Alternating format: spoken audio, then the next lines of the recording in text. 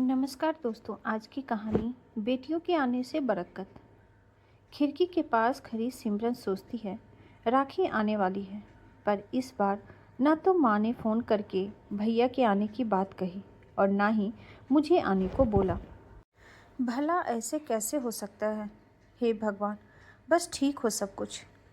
अपनी सास से बोली, माँ जी मुझे बहुत डर लग रहा है, पता नहीं क्या हो गया, मुझे कैसे भूल गए इस बार।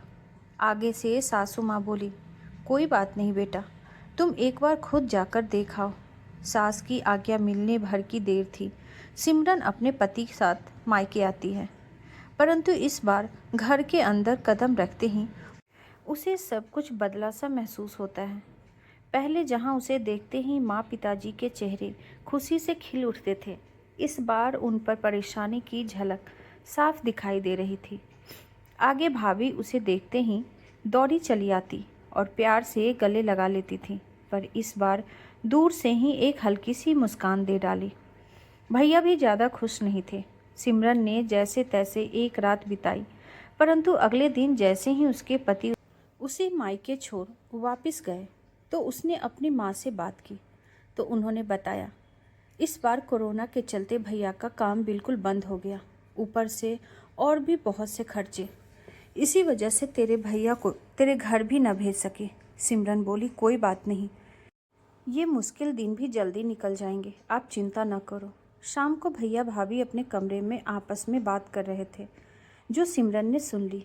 भैया बोले, पहले ही घर चलाना इतना मुश्किल हो रहा था, ऊपर से बेटे की कॉलेज की फीस, परसों राखी है, सिमरन को भी कुछ देना पड़ेगा। आगे से भाभी बोली, कोई बात नहीं, आप चिंता न करो, ये मेरी चूड़ियाँ बहुत पुरानी हो गई है, इन्हें बेचकर जो पैसे आएंगे उससे सिमरन दीदी को त्योहार भी दे देंगे और कॉलेज की फ़ीस भी भर देंगे। सिमरन को यह सब सुनकर बहुत बुरा लगा। वह बोली, माफ़ करना भैया भाभी, मुझे यूँ आप दोनों की बातें सुननी तो नहीं चाहिए थी, परंतु यहाँ से गुजरते हुए कानों में पड़ गई। परंतु ये आप दोनों क्या कह रहे हो? क्या मैं आपको यहाँ तंग करके कुछ लेने के लिए ही आती हूँ? आप ही कहते हो ना, यह घर आज भी मेरा है, तो फिर क्या इस घर की परेशानियां मेरी नहीं हैं? सिमरन रोते हुए अपने कमरे में आ जाती है।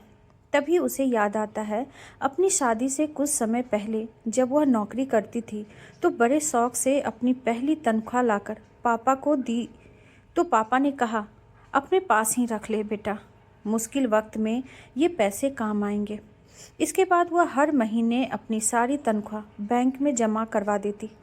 शादी के बाद जब भी मायके आती तो माँ उसे पैसे निकलवाने को कहती, पर सिमरन हर बार कहती, अभी मुझे ज़रूरत नहीं। पर आज उन पैसों की उसके परिवार को ज़रूरत है। वह अगले दिन ही सुबह भतीजे को साथ लेकर बैंक जाती है और सारे पैसे निकलवा पहले भतीजे की कॉलेज की फ़ीस जमा करवाती है और फिर घर का ज़रूरी सामान खरीदकर घर वापस आती है। अगले दिन जब भैया के राखी बांधती है तो भैया भरी आंखों से उसके हाथ 100 का नोट रखते हैं। सिमरन मना करने लगती है तो भैया बोले, ये तो शगुन है पगली, मना मत करना। सिमरन बोली, भैया बेटियां मायके शगुन के नाम पर कुछ लेने नहीं बल्कि अपने माँ बाप की अच्छी सेहत की कामना करने आती है। भैया भाभी को माँ बाप की सेवा करते देख ढेरों दुआएं देने आती है। बड़े होते भतीजे भतीजियों की नज़र उतारने आती है। जितनी बार मायके की दहलीज पार करती है, ईश्वर से उस दहलीज की सलामती की दुआएं मांगती है। जब मुझे देख माँ बाप के चेहरे पर रौनक आ जाती है, भाभी दौड़ कर गले लगाती है, आप लाड लड़ाते हो, मुझे मेरा शगुन मिल जाता है। अगले दिन सिमरन मायके से विदा लेकर ससुराल जाने के लिए जैसे ही दहलीज पार करती है तो भैया का फ़ोन बजता है। उन्हें अपने व्यापार के लिए बहुत बड़ा ऑर्डर मिलता है और वे सोचते हैं, सचमुच बहनें कुछ लेने नहीं बल्कि बहुत कुछ देने आती है मायके, और उनकी आंखों से खुशी के आंसू बहने लगते हैं।